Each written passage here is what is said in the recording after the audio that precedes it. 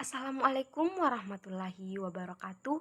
Perkenalkan, nama saya Nadia Novitasari dengan NIM 230501501006. Program Studi Pendidikan Bahasa dan Sastra Indonesia.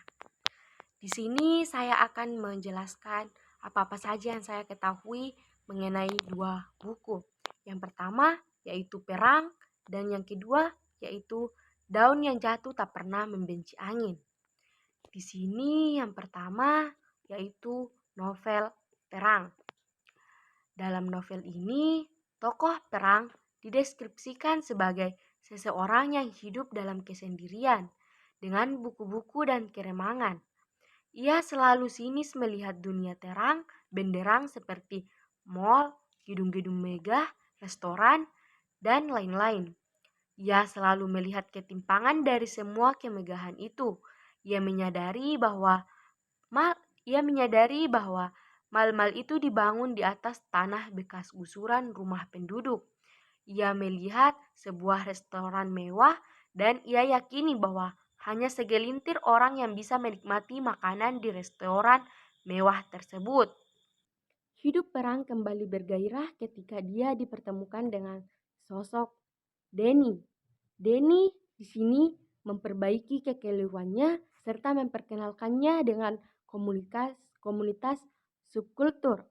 Di sini di komunitas tersebut Perang mendapati banyak teman baru yang lebih konsisten dan teman-temannya ini tidak banyak yang menindasnya. Di komunitas ini Perang juga menjadi pribadi yang jauh lebih baik, lebih dewasa, berpikir imajinatif dan logis. Di komunitas ini Perang juga dipertemukan dengan sosok perempuan bernama Mira.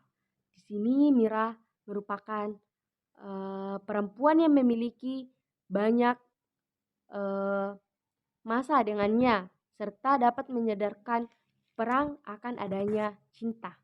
Buku kedua yang akan saya jelaskan yaitu karya Terelie yang berjudul Daun yang Jatuh Tak Pernah Membenci Angin, di mana buku ini menceritakan tentang gadis yang berumur 12 tahun yang bernama Tania.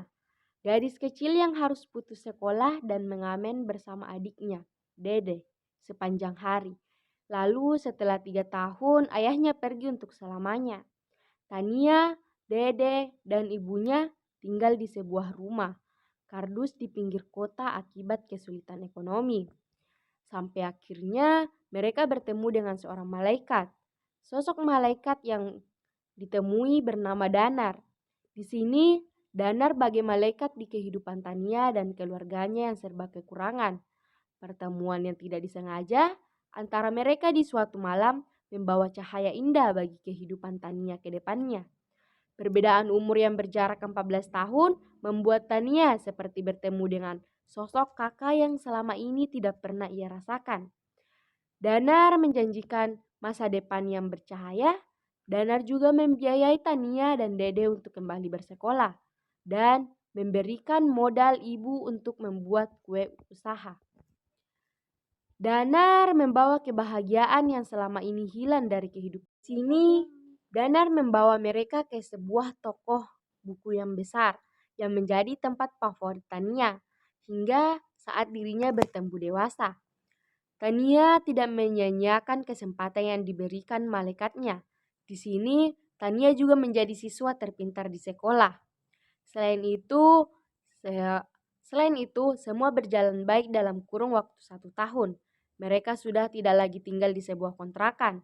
Tania di sini menikmati setiap waktu bersama Danar, yaitu perasaan dan bahagianya seorang anak yang berusia 13 tahun yang masih berkepang dua tidak mengerti terlalu jauh bagaimana perasaan bahagia tersebut. Namun, kebahagiaan Tania tidak berjalan lama dikarenakan beberapa saat ibunya pun meninggal dunia. Di sini Tania sangat terpukul karena di usianya yang 13 tahun dan saat menuju ke lulusan sekolah, di mana Dede juga belum mengerti kejadian tersebut. Saat Danar merangkulnya pada acara pemakaman ibu hari itu, namun Tania sadar hidup harus terus berjalan. Tania pun diterima di salah satu SMP di Singapura dan memutuskan untuk melanjutkan sekolahnya di sana demi membanggakan ibu.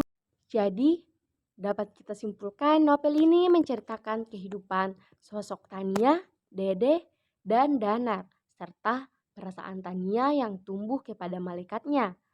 Di sini juga menceritakan Tania yang melanjutkan kehidupan sebagai gadis pintar di negeri orang, gadis yang membanggakan ibunya dan malaikatnya. Di sini Tania juga menceritakan segala prestasi yang didapatkannya, menceritakan bagaimana Tania memandang Lain Danar sebagai malaikat di hidupnya, menceritakan juga bagaimana Tania yang menepati janji ibunya dan usaha Tania untuk merelakan. Selain itu, di akhir cerita juga menjelaskan segala teka-teki mengenai perasaan Tania dan Danar.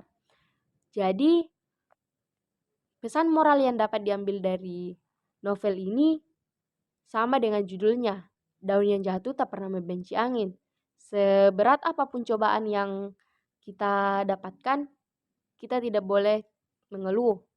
Kita harus tetap semangat untuk menjalani hari-hari berikutnya.